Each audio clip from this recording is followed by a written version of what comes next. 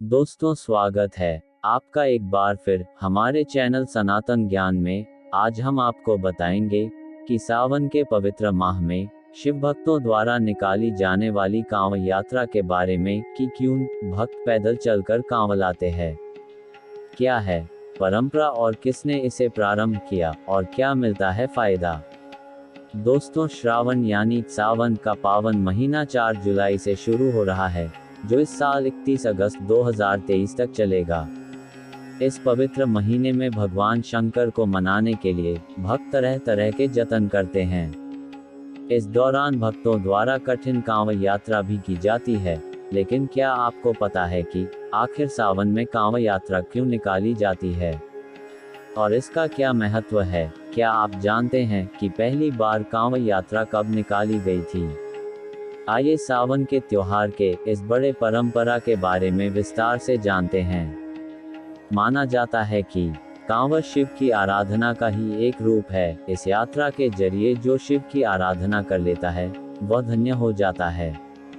कांवड़ का अर्थ है परात्पर शिव के साथ विहार, अर्थात ब्रह्म यानी परात्पर शिव, जो उनमें रमन करे वह कांवरिया कहलाता है। कैलाश मानसरोवर, अमरनाथ यात्रा, शिवजी के 12 ज्योतिर्लिंग जो विभिन्न राज्यों में स्थित हैं। कांव यात्रा आदि बहुत महंगी होने के कारण तथा अति दुष्कर होने के कारण सबकी सामर्थ्य में नहीं होती। अमरनाथ यात्रा भी दूरस्थ होने के कारण इतनी सरल नहीं है। परंतु कांव यात्रा की बढ़ती लोकप्रियता ने सभी रिकॉर्ड्स तोड़ दिए हैं। इलाहाबाद, वाराणसी, बिहार नीलकंठ, हरिद्वार, पुरा महादेव, पश्चिमी उत्तर प्रदेश, हरियाणा, राजस्थान के देवालय आदि में सैकड़ों हजारों से होता हुआ कांवड़िया जलाभिषेक लाखों करोड़ों तक जा पहुंचा है। वैसे तो भगवान शिव का अभिषेक भारतवर्ष के सारे शिव मंदिरों में होता है, लेकिन श्रावण मास में कांव के माध्यम से जल अर्पण करने से वैभव और सुख समृद्धि की प्राप्ति होती है। वेद पुराणों सहित भगवान भोलेनाथ में भरोसा रखने वालों को विश्वास है कि कांव यात्रा में जहां जहां से जल भरा जाता है वह गंगा जी की ही धारा होती है। कांव के माध्यम से जल चढ़ाने से मन्नत के साथ साथ चारों पुरुषार्थों की प्राप्ति होती है। तभी तो सावन शुरू होते ही इस आस्था और अटूट विश्वास की अनोखी कांव यात्रा से पूरा का पूरा इलाका केसरिया रंग से सराबोर हो जाता है। पूरा माहौल शिव में हो जाता है। अगर कुछ सुनाई देता है तो वो है हर हर महादेव की गूंज, बोलबम का नारा। कुंवारी लड़कियों से लेकर बुजुर्ग तक सब सावन के महीने में भगवान शिव को प्रसन्न करने में लीन दिखाई देते हैं। कोई संपूर्ण माह व्रत रखता है तो कोई सोमवार को, परंतु सबसे महत्वपूर्ण आयोजन है ये कठिन यात्राएं, जिनका गंतव्य शिव से संबंधित देवालय होते हैं, जहां जाकर भगवान शिव का जलाभिषेक करते हैं। भगवान भोलेनाथ का ध्यान जब हम करते हैं तो श्रावण का महीना, रुद्राभिषेक और कांव का उत्सव आंखों के सामने होता है। शिव भूतनाथ, पशुपतिनाथ, अमरनाथ आदि सब रूपों में कहीं न कहीं जल, मिट्टी, रेत, शिला, फल, पेड़ के रूप में पूजनीय हैं। जल साक्षात शिव है तो जल के ही जमे रूप में अमरनाथ हैं। बेल शिव वृक्ष है तो मिट्टी में पार्थिव लिंग है।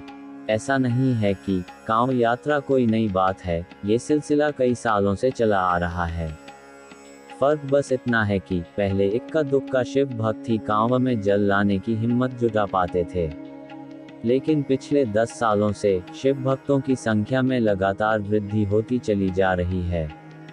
मतलब इक्का दुक्का से सैकड़ों, फिर हजारों और अब लाखों करोड़ों कांवरियां जलाभिषेक अपने आराध्य देव भगवान भोलेनाथ को कर रहे हैं। कांव लाने के लिए शिव के भक्त पूरे साल इंतजार करते हैं कि कब वो हरिद्वार या झारखंड के सुल्तानगंज के लिए प्रस्थान करेंगे। कठिन यात्रा को पैदल पार करके भगवान भोलेनाथ पर जाएंगे।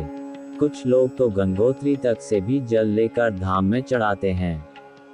हर साल श्रावण मास में लाखों की तादाद में कांवड़िए सुदूर स्थानों से आकर गंगा जल से भरी कांव लेकर पदयात्रा करके अपने गांव वापस लौटते हैं। श्रावण की चतुर्दशी के दिन उस गंगा जल से अपने निवास के आसपास शिव मंदिरों में शिव का अभिषेक किया जाता है। कहने को तो ये धार्मिक आयोजन भर है, लेकिन इसके सामाजिक सरोकार भी हैं। कांवड़ के माध्यम से जल की यात्रा का ये पर्व सृष्टि रूपी शिव की आराधना के लिए है। पानी आम आदमी के साथ साथ पेड़ पौधों, पशु पक्षियों, धरती में निवास करने वाले हजारों लाखों तरह के कीड़े मकोड़ों और समूचे पर्यावरण के लिए बेहद आवश्यक वस्तु है, और किसी न किसी रूप में इन्हें भी जल मिल जाता है। हरिद्वार में कांवड़ यात्रा के बाबत कहा जाता है कि सर्वप्रथम भगवान परशुराम ने कांवड़ लाकर पुरा महादेव, जो यूपी के बागपत में है, भगवान भोलेनाथ की नियमित पूजा करते थे। श्रावण मास के प्रत्येक सोमवार को गढ़मुक्तेश्वर से कांवड़ में गंगा जल लाकर शिवलिंग पर जलाभिषेक किया करते थे। आज भी उसी परंपरा का अनुपालन करते हुए श्रावण मास में गढ़मुक्तेश्वर, जिसका वर्तमान नाम ब्रजघाट है, वहां से जल लाकर लाखों लोग श्रावण मास में भगवान शिव पर चढ़ाकर अपनी कामनाओं की पूर्ति करते हैं। कहते हैं भगवान शिव को श्रावण का सोमवार विशेष रूप से प्रिय है। श्रावण में भगवान भोलेनाथ का गंगाजल व पंचामृत से अभिषेक करने से शीतलता मिलती है। भगवान शिव की हरियाली से पूजा करने से विशेष पुण्य मिलता है। कांवड़ लाने वाले लोगों की संख्या हाईवे पर बढ़ने के साथ ही उनकी सेवा करने वालों की संख्या बढ़ गई है। कांवड़ लेकर आने वाले लोगों के पैरों में पैदल चलते चलते छाले पड़ने लगते हैं। भक्तों को पैरों में छाले एवं बदन दर्द परेशान करता है, लेकिन वह इसे भोले बाबा का प्रसाद मानकर अपनी यात्रा पूरी करने में जुटे रहते हैं।